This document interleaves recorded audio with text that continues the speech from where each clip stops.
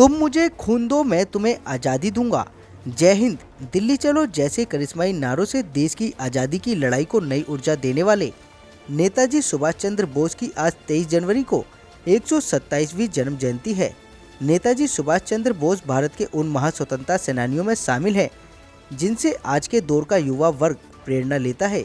देश के स्वाधीनता आंदोलन के नायकों में से एक नेताजी की जीवनी, उनके विचार और उनका कठोर त्याग आज के युवाओं के लिए बेहद प्रेरणादायक है। भारत सरकार ने नेताजी के जन्म दिवस को पराक्रम दिवस के रूप में मना रही है। उन्हीं नेताजी सुभाष चंद्र बोस को श्रद्धांजलि देने के लिए दिलशाद गार्डन वार्ड के निगम पार्षद वीर सिंह पवार द्वारा ताहिरपुर सुभाष पार्क कुष्ठ आश्रम में बनी नेताजी की प्रतिमा पर माल्यार्पण कर उनको नमन किया गया। आप तस्वीरों में देख सकते हैं कि स्वतंत्रता सेनानी नेताजी सुभाष चंद्र बोस की प्रतिमा पर पुष्पांजलि अर्पित करते हुए दिलशाद गार्डन वार्ड के बीजेपी निगम पार्षद वीर सिंह पवार के साथ दिलशाद गार्डन वार्ड के मंडल अध्यक्ष विकास हांडा, महामंत्री एवं पूर्व निगम पार्षद एवं भारतीय जनता पार्टी के कर्मठ कार्यकर्ता और क्षेत्रीय जनता है, जो आज देश को आज़ादी दिलाने वाले महानायक नेताजी सुभाष चंद्र बोस की 127वीं जयंती पर उनको नमन करने पहुंचे हैं और देश के प्रधानमंत्री नरेंद्र मोदी का शुक्रिया अदा कर रहे हैं कि एक ऐसा प्रधानमंत्री जिन्होंने नेताजी सुभाष चंद्र बोस को दोबारा से जिंदा किया है और आज हम इस दिवस को पराक्रम दिवस के रूप में मना रहे हैं।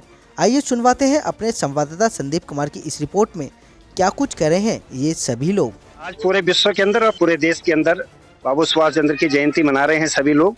और आज माननीय प्रधानमंत्री जी ने भी जो 21-22 द्वीप थे उनका नामकरण भी अपने स्वतंत्रता सेना के नाम से किया। बड़ा हर्ष का विषय कि कुष्ठ आश्रम के अंदर जहां सुभाष बाबू के नाम से पार्क है, उनकी मूर्ति यहाँ लगी हुई है, वहां पर सभी कार्यकर्ताओं ने, भारतीय जनता पार्टी के श्रेष्ठ ज्येष्ठ कार्यकर्ताओं ने आकर के माल्यार्पण किया और निश्चित तौर से यहाँ से एक प्रेरणा ली।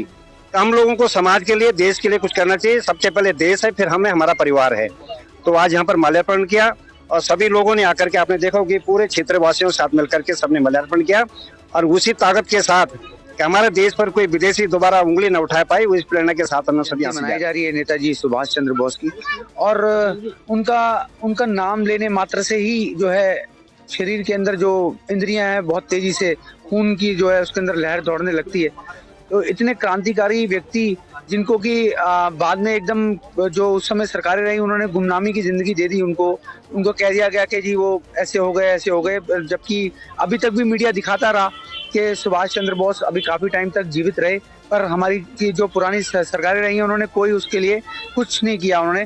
और इसी को देखते हुए हमारे यशस्वी प्रधानमंत्री श्री नरेंद्र मोदी जी ने इंडिया गेट पे एक भव्य मूर्ति इसकी स्थापना करी हमारे नेताजी सुभाष चंद्र बोस की। मैं उनको अपने दिल की गहराइयों से नमन करता हूँ इस चीज के लिए।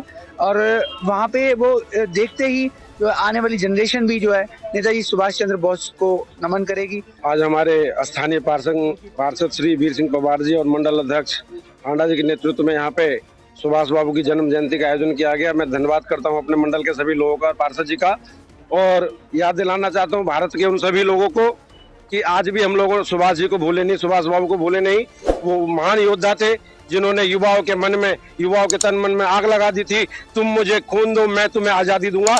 आजादी चरखे से नहीं मिली, आजादी किसी अन्य चीजों से नहीं मिली, आजादी लड़ाई से मिली है, अंग्रेजों को मार भगाने से मिली है।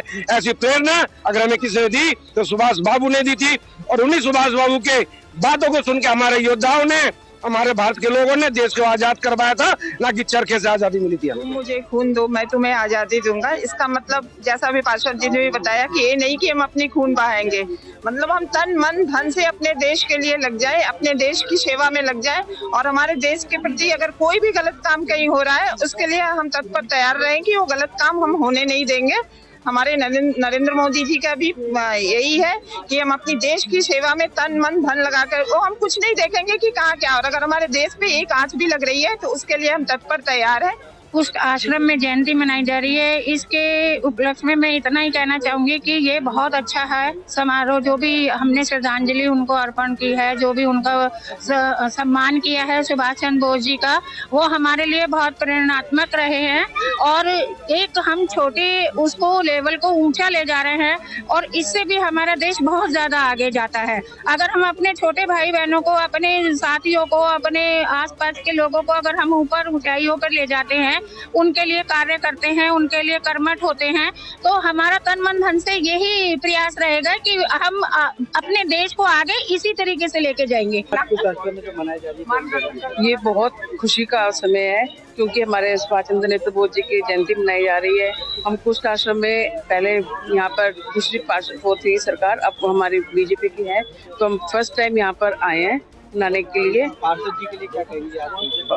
पार्षद जी की बहुत बहुत हम धन्यवाद करते हैं जिन्होंने हमें ऐसा मौका दिया यहाँ आने के लिए। हम इतने साल से यहाँ रह रहे हैं लेकिन हमें ये नहीं पता था कि यहाँ सुभाष चंद्र यहाँ मूर्ति लगी हुई है और यहाँ पार्क बना हुआ है। नेताजी सुभाष चंद्र बोस जी की 126वीं जन्म जयंती पर कोटि कोटि नमन करते हैं और इनके कहे अनुसार अपने इनकी सेवा के कार्य में आगे बढ़ाने की कोशिश। बोस जी की जन्म जयंती पर मैं सत नमन करता हूँ।